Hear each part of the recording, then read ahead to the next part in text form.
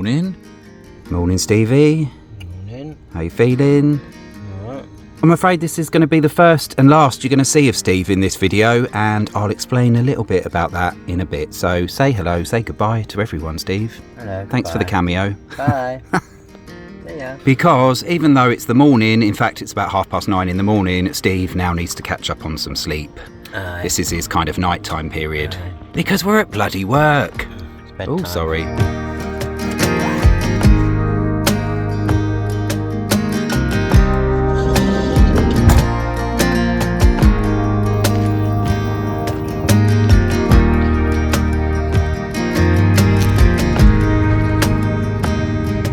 So good morning everyone. Yes, this video is going to be slightly different this week.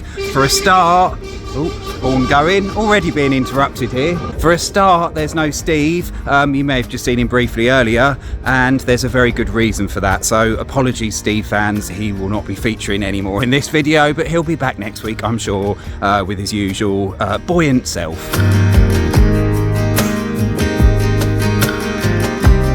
So the reason for this is because we're now at work and we've got a particularly long stint at work this time. We're here for a whole month. Now, usually when this happens, we've been doing this job for a few years now, and it doesn't usually interrupt the flow of our videos too much. What we normally do is we film enough in advance so that they can go out in the weeks while we're working. However, unfortunately, we literally have nothing in the tank. There are no other videos stacked up. So we do our security job in Watford, just outside of Watford. When I'm off, I tend to go out exploring, not every day, but sometimes, especially when the weather's so glorious like it is now. I go off exploring the local area, taking some walks, and you know, you might not think, if you're not from this area, that Watford and sort of places within the M25 inside of it can be that scenic or that nice. And you know what, you might be quite surprised.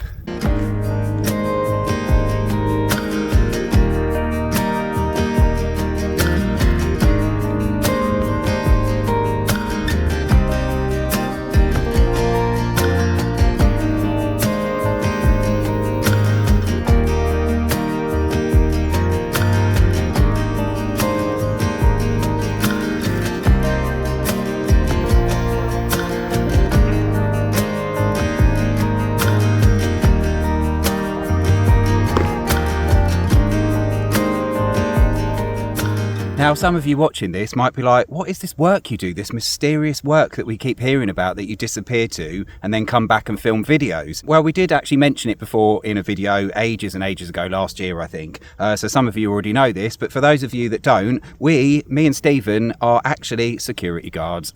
So yes, can you believe it? We are security guards, but it's not the kind of heavy duty sort of security or anything like that. So we're not like bouncers in a nightclub, that kind of thing. I mean, can you just imagine that for just one moment, please? Although I reckon Stephen might be quite good at that. Just one of his cutting lines, you know, that would get rid of somebody causing trouble, I reckon. A bit of moaning, a bit of complaining, they'd be running a mile. You wouldn't mess with Stephen. Anyway, so what we do security from our camper van. We drive to a location that's near Watford, where we are now, and we basically look after a building, and we alternate with other couples who have motorhomes, and we do shifts. So we look after the building at night, we lock up when the staff go, and we open it again in the morning.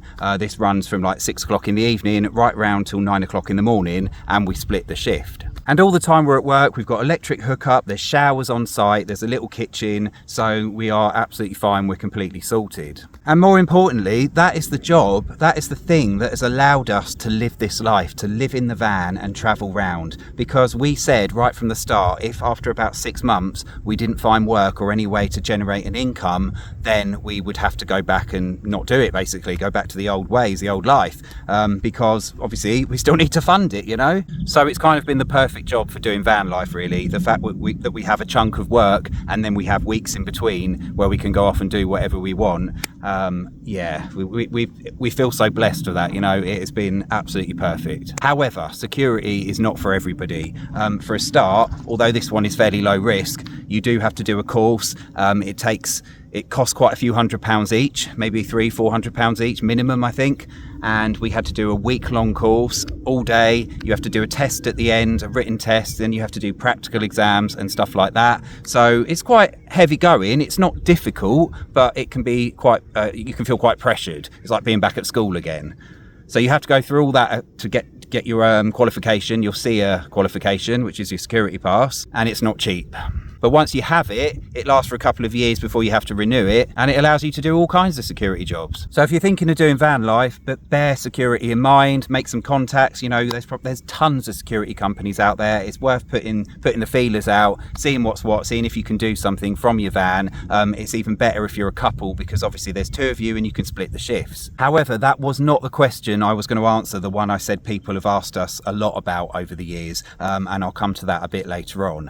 For now, the place we're on, it's called Croxley Moor, I think, Croxley Common, and it's near a place called Croxley Green. Absolutely lovely, although as you can see, the ground is really, really dry. We're going through a bit of a drought in England at the moment. And once I've finished having a little mooch around this park, we're going to go for a little walk down the Grand Union Canal, which is very picturesque in places, some very nice boats along there. We'll see where it takes us. I'll see how much energy I have, see how long the battery lasts, and just give you a little bit of an insight into my days off when I'm at work, really.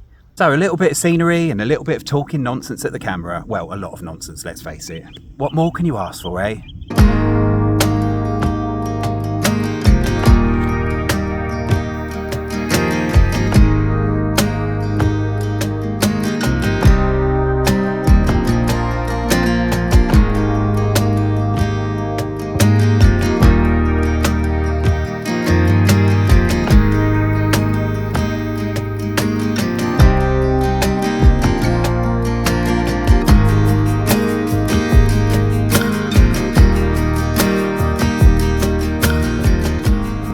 So the park, Croxley Moor, is actually blocked off at one end, and when you come to the end you find this kind of slightly scary, almost post-apocalyptic looking scene before you, stopping you in your tracks. It looks like something out of The Last of Us, and a reminder, because I think that's a railway bridge, that in this region you're never far from civilization.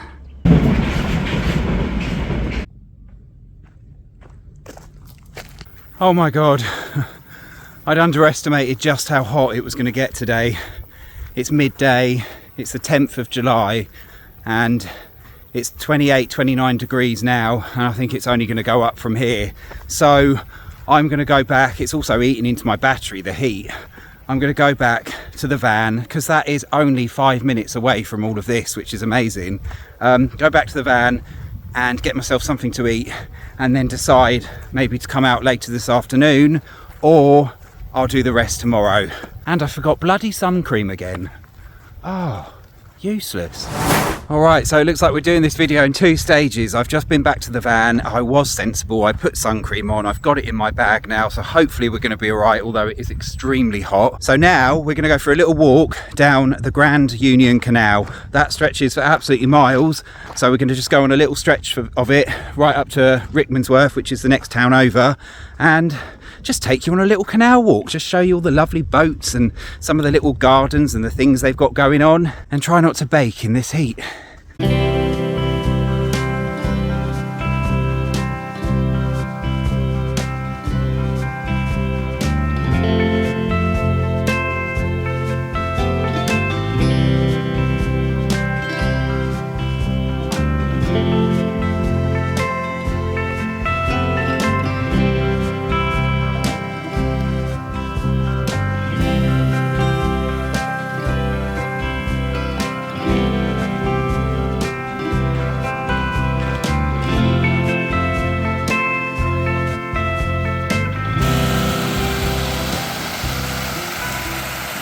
And this canal, the Grand Union Canal, apparently it's the longest canal in the UK. It's about 137 miles long, and it connects London right the way up to Birmingham. Obviously we're not going to walk the whole length of it today. In fact, we're barely going to do more than a few miles, I don't suppose, but hopefully it gives you a little taste of it.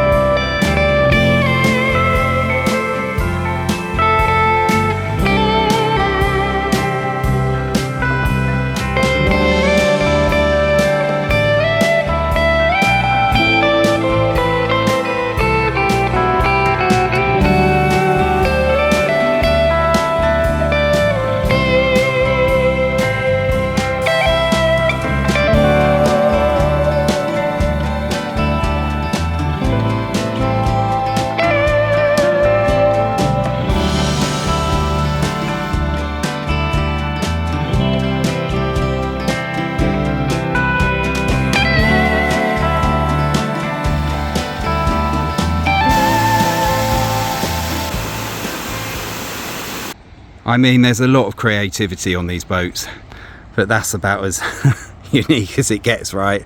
A car that seems to be fused to the end of the boat. I don't even know how that's done.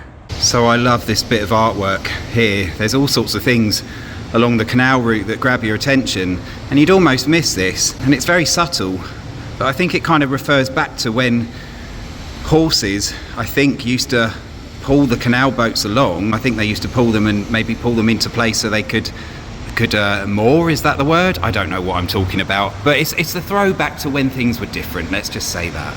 But I just think there's something quite striking about that image underneath the bridge.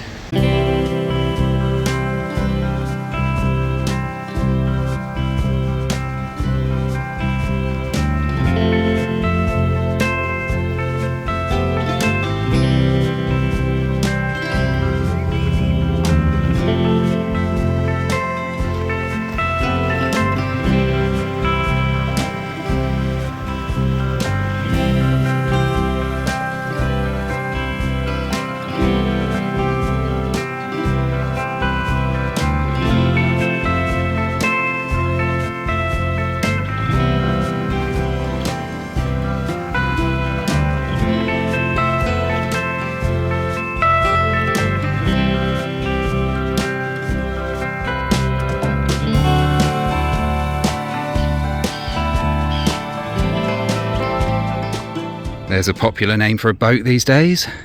Oh my god, it's 31 degrees now, so I'm kind of flagging a bit. Luckily the cloud goes over the sun every now and again, and it's a walk with a decent amount of shade as well. But I absolutely love this walk. It is so peaceful, it's so calm, and it's just lovely to look at the boats, seeing all the different designs, the little gardens, the names, the wildlife on the canal, and all the other bits surrounding it, because there's rivers and lakes surrounding it. And just imagining what it's like, maybe to just contemplating for a second what it might be like to live on a canal boat. I'm not sure it's something me or Stephen will want to do, but we have talked about it. I'm just not sure I like the idea of living on something and sleeping where there's always water underneath. That's all right for a short trip. We'd probably even rent one for a week, but I'm not sure I'd want to call it home. But it does look absolutely lovely. So it's just a gorgeous little walk, and I never tire of it. And it's such a lovely little break while we're doing the work. And when Stephen's awake, he's done it with me a few times. We also run on these paths when we can be bothered. Unfortunately, I'm now really running out of time. It's nearly 4:30 and I start work at 6, and I'm several miles, many miles now, I think, from the van, from our base of work. So I'm going to have to head back, and I think we're going to have to carry this over onto another day, because there's still bits I wanted to show you, and I thought I'd be able to squeeze it all into one day. I haven't forgotten the thing we're going to talk about. I will carry that on over till tomorrow. The question a lot of you have asked, I'm going to answer that tomorrow. Feel free to skip ahead towards the end if you're not interested in scenery and stuff like that. I don't mind. I won't be offended. I'm also being preyed on by a huge horsefly, and if anyone's ever been bitten by one of those, you know they can leave some absolutely nasty, huge bites, so I'm just getting out of here. One thing I completely forgot to mention is on the way at the end of the canal, well, part way along the canal by Rickmansworth, is this little cafe, and it's called the Cafe at Lock 81, and it's just a little hut by the canal. Really lovely little scenic spot. It's run by these two lovely ladies, and it's really good value. So for a coffee, I've never tried the food there, but a coffee is £1.90, and it's an okay size. Like, it's not massive, but it's a reasonable size. And where are you going to find a coffee for less than £2 these days, you know, especially this close to London? So well worth stopping by there. So this always raises a bit of a smile every time I walk down here. Bit of graffiti of George Michael. I mean, actually really good graffiti. It feels wrong to even call it that, doesn't it? It's like more like proper artwork. Not that graffiti can't be art, but you know what I mean. I'm sure he'd see the funny side of being emblazoned beneath a ropey looking railway bridge. Bless him. Oh, and I made it back with minutes to spare. Hi, Steve. Steve cameo, bit of a Steve cameo. What we got to offer in your 5 seconds, Steve? Oh, okay. Well, I'm going to go in. Luckily, all I have to do is grab my badge, put on my yellow high-vis, and then I start my shift. Bye then. Bye then. Bye then. Bye then.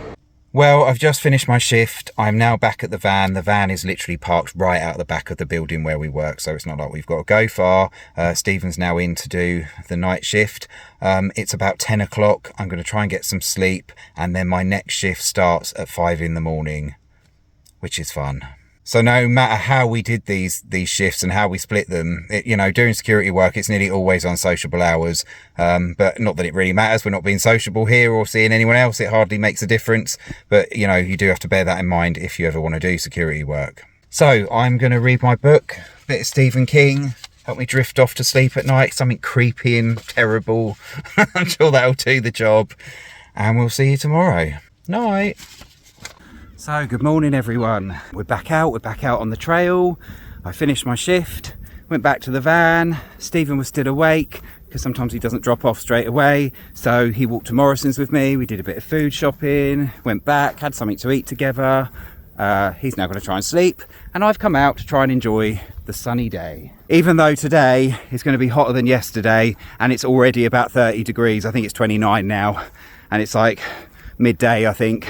So this is probably going to get a hell of a lot worse. However, I have dosed up on sun cream today and I'm hoping not to be in the actual sunshine for too much of it. Hopefully we can walk in some shaded areas.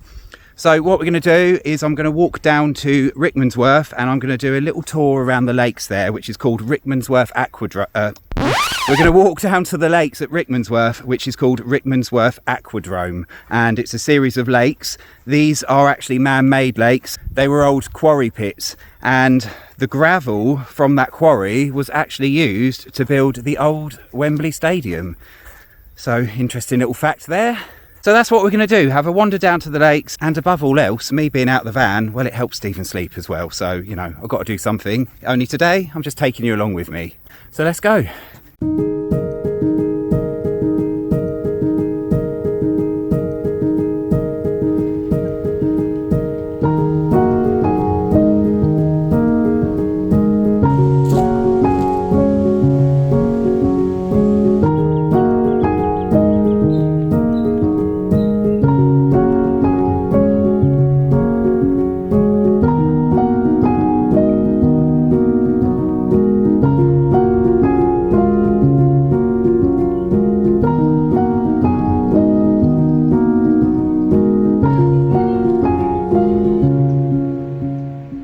So this is interesting. There's a few of these notice boards around, and it says that certain parts of this river, the River Colne, I think it is, I don't know how you pronounce it, you can't swim in, despite what it says in one of these published books.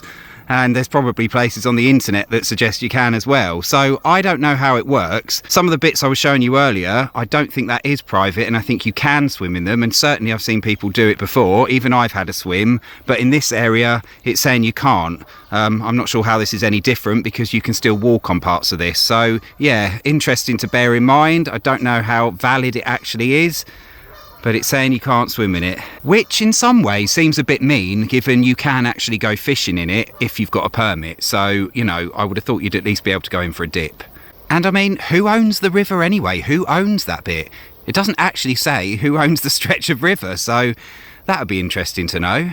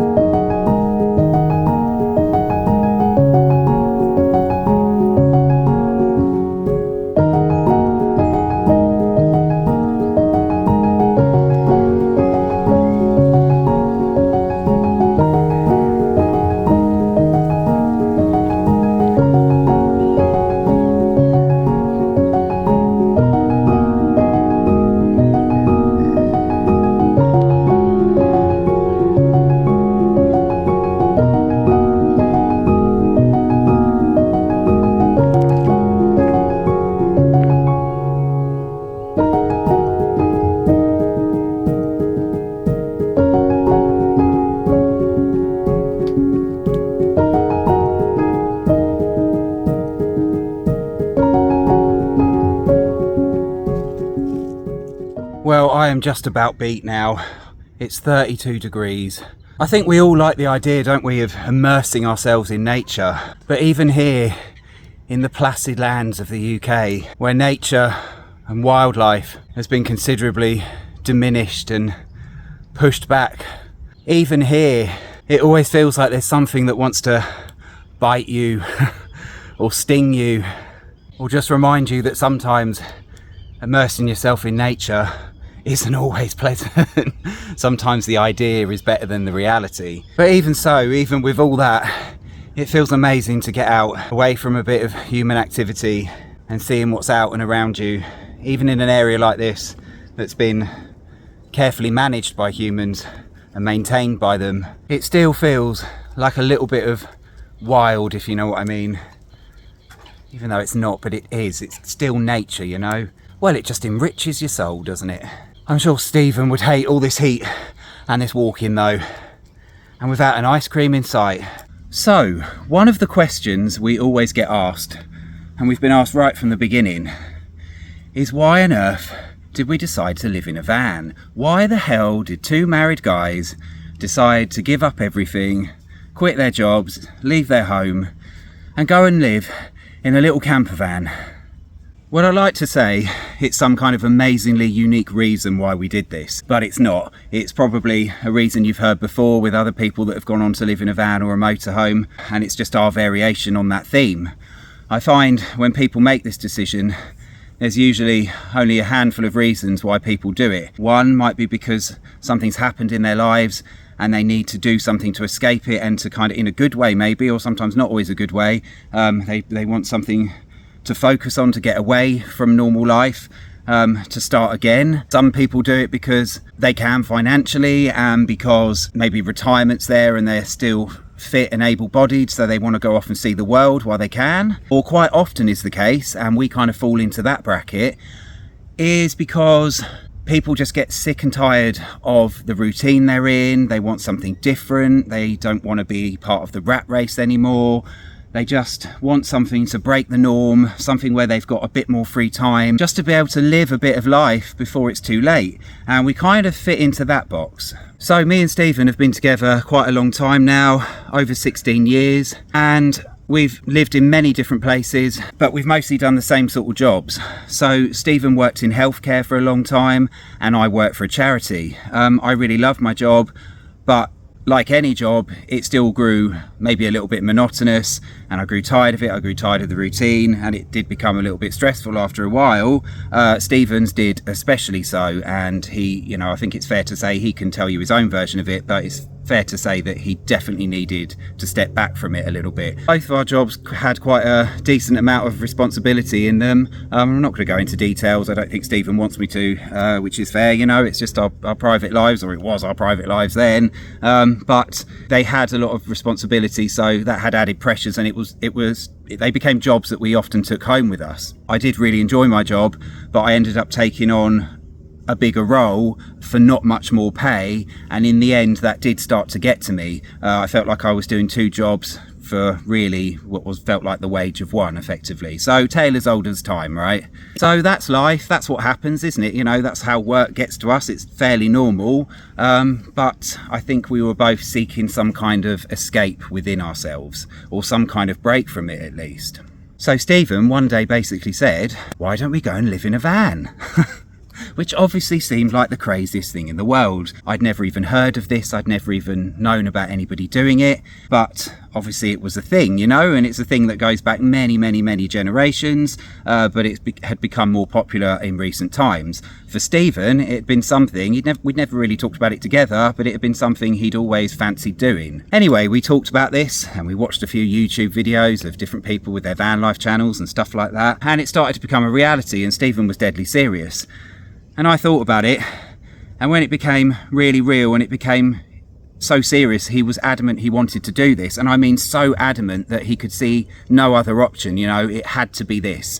I kind of went ballistic to start with, because I thought, how can we do this? We're going to be throwing everything away. We'll be giving up our lives. You know, what are we going to be doing? We could ruin ourselves, you know. What the hell would happen? What the hell would happen by changing all that and living in a van? Like, what the hell did we know about any of it? I was scared. I thought it was absolutely nuts, and I didn't want to do it. I feel quite out of breath. This heat has really got to me, but I'm going to persevere. So we had a massive blazing row, or not really a row, I just kind of shouted some words and stormed off. I remember in particular, we lived in Dover and I went storming off down the road because we went for a walk, we were going to walk into town.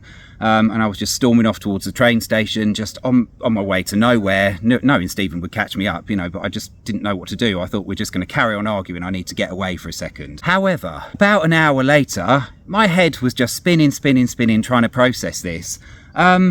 I came round to it, and then after that, it suddenly seemed like a really good idea. Very quickly, a light just went on in my head, and I was like, yeah, we can do this. Actually, why not?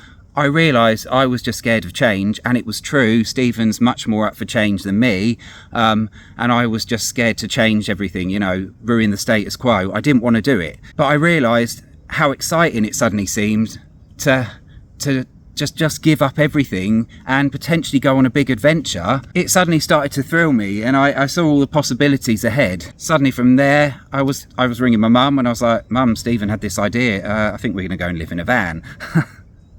I think she thought we were joking, but obviously we weren't. So that was that. We decided to start putting plans into place, and the ball started rolling very, very quickly. So at that point, we had a house. I say we owned a house, and we decided to go about trying to sell it. Now, when people say they own a house, we were in Dover at this point, and you think of somebody selling a house, you think of them owning it outright, right? And you kind of think, well, if they sell their house, they must be absolutely loaded, they're going to have quite a lot of cash. But of course, you can sell a house after only having a mortgage for a month. It doesn't mean you're going to get much back from it. So in our case, we bought our house in 2017, and it was 150,000 or so. That was in Dover. And our deposit at the time was about 7.5 grand, which we managed to save up. So that was about 5%. So with that, I'm just giving you these details for some clarity here. Hopefully Stephen doesn't mind. I don't see what difference it makes, but it just shows you that we didn't put much into it to begin with. And it was less than 4 years in before we decided to do the whole van life thing and sell up. So with a 5% deposit and our payments each month were nearly £800, the vast majority of which was going to interest, so we weren't paying off much at all, and we weren't overpaying either. As you can imagine, after less than 4 years, we hadn't actually paid off that much of the house. So when we sold it, we didn't get the full value or anything close to it. However, of course, we had paid off some. Of course, it's going to accumulate to some degree, and over that time, the house had slightly increased in value as well. So it was just enough for us to clear our debts, which, by the way, there were many, clear our credit cards, we had loans, different things like that. It was enough to buy the van. The van cost about 8 grand, and it left us just enough to live off for a little bit, plus a tiny amount for savings. So a little bit to live off before we hopefully found income, then enough for savings, just a few savings, not too much, so we could at least make a start before we hopefully found some work on the road. And at this point, we didn't know that this was even going to happen. We were just going in pretty blind. But it was exciting, you know? It was absolutely exciting at this point. So as I said, everything moved very, very quickly. As soon as the house sold, we basically handed in our notices. We emailed our bosses or whoever, and we just said we're handing in our notices, and we said the reasons why, what we're doing. I'm pretty sure we said, I can't remember now, but I'm sure we did say that. And at that point, we went to live with my sister-in-law for a month or two. So that's Stephen's sister, and she lives in Ramsgate. I remember the last night in our house, we'd got rid of everything because of course we were moving into a van eventually. We couldn't have furniture, we couldn't have anything, and it wasn't worth paying to put things in storage if we were going to do this for a long time. So we got rid of all of our possessions, bar a couple, which a couple of people are looking after for us, but almost everything went. So the last night we were in the house, in this bare shell of a house, and I just remember sitting on the floor with Stephen eating pizza that we'd ordered, and it was like, what the hell have we done? We've got rid of everything. We've got rid of our home, we've got rid of our possessions, we've got rid of our jobs, and we're about to go into the great unknown. So we stayed at Stephen's sister's, we worked our notice, and not long after that, as soon as our last day came, which was I think the end of October, we decided our first day we went out and it was like, we're going to go looking for a van. Let's go looking for a van. We were just so excited to find our new home and our new future adventure vehicle, if you like.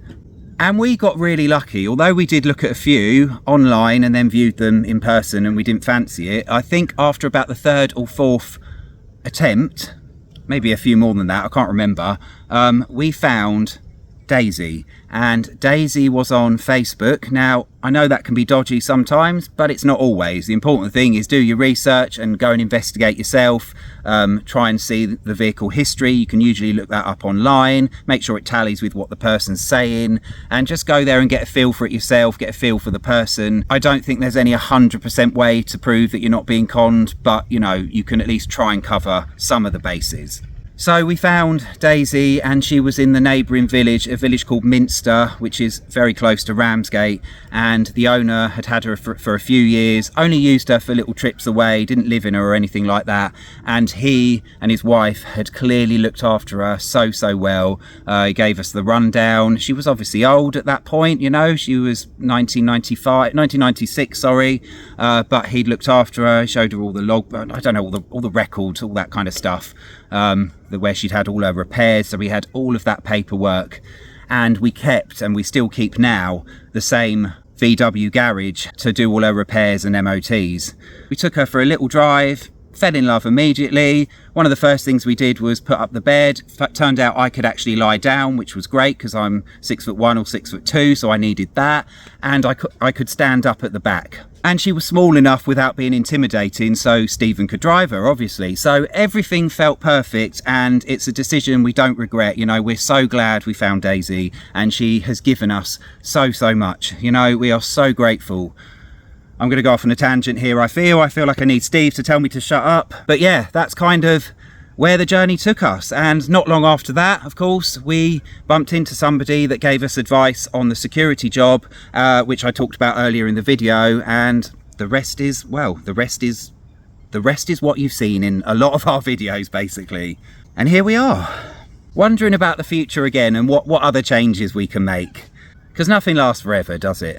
But just to go back to the reasons why we did it, it wasn't necessarily just because of our jobs. As I said, I did really love aspects of my job. I might go back to it at some point in future, and Stephen may do the same. But it was the repetition, you know, and it was the pressure. We needed time away from that, or at least, I mean, everybody needs that, right? But we wanted to find an opportunity to do that, so it gave us what we needed. It gave us freedom, new experiences, a chance to see something of the world while our brains were still sane, while our bodies still worked. We couldn't wait for retirement because nobody knows what retirement's gonna bring. I used to work with a lot of older people, and I saw how unpredictable older age and retirement was. I saw people who had planned their futures together, only for one of them to die unexpectedly, and suddenly it's all gone up in smoke, no chance to enjoy it at all. And we thought, why are we waiting around for this? You know, even though none of this is forever, it's never been forever. We never said we're gonna live in a van forever. We probably always would go back to home life at some point, but I don't think van life will ever leave us now, by the way. It's always going to be part of us, and it's always something we're going to use, hopefully, whatever we do in the future. I've lost what I'm saying now. Oh yeah, so although it's not forever, this has given us everything, you know, this has given us everything we could have imagined. We've been able to do so much. It's been amazing. It's all been worth it despite all the challenges. So that is the reason why. It's been absolutely unforgettable and no regrets at all. Absolutely no regrets. It's the best thing, both of us, and I'm sure Steve, I can say this safely on Stephen's behalf as well, it is the best thing either of us have ever done in our lives. So yeah, that's why we did van life. And that's why we gave up everything. Because it wasn't really giving it up. It was actually claiming a little bit of our lives back for ourselves. But the future may not always be this way, and if we do want to go back to home life, that will come with a sacrifice, but we might do things a little bit differently, and hopefully van life will still be with us even if we do that, because as you know, watching some of our videos, I'm sure any of you, if you've been following us, you know we've been looking for a potential place to settle down again. And if we do that, that will come with that sacrifice. You know, we're not financially stable enough to be able to say, yeah, let's just get a home and then we can still travel willy-nilly. We can't do that. Something's going to have to give, which means working a lot more. Is that something we might regret? I don't think we should ever regret it, because this time if we do it, there's a goal. We might not like it. We can hopefully change our minds if it doesn't work out. But I'm not going to go into that for now. That's for the future. We'll see what that brings. For now, we've done something. We're still doing it as we speak, and we've had an absolute ball. Well, it's 5:30 and it's 32 degrees, and it looks like I'm going to make it back just in time to start my next work shift. Anyway, I hope you've enjoyed the video this week. I'm sorry there's been no Steve, and I'm really sorry if there's been so much talking as well. I need an editor, you know. Actually, I just need Steve to tell me to shut up. Come back, Steve. I need you here. I'm like verbal diarrhea otherwise. Well, I'm like that anyway, let's face it. But with that, I think we're going to end the video. So please, oh God, this feels weird. Steve always does this. What do I say? Oh yeah, please push your thumbs up button, push your like button if you like the video. Press the subscribe button, subscribe to the channel if you haven't already. That would be a big help to us. And press the notification bell if you want to be notified every time a new video's out. And leave us a comment as well, you know. More than 9 words definitely helps. But anything you want to offer, any opinions, what you think of it this week, or any week, or anything, or any questions you've got, just let us know in the comments. But with that, God, it's stifling. Thank you for watching, and we'll see you next time. I don't know where, because we've still got another few weeks of work left yet, but we'll see you somewhere. Thank you. Bye.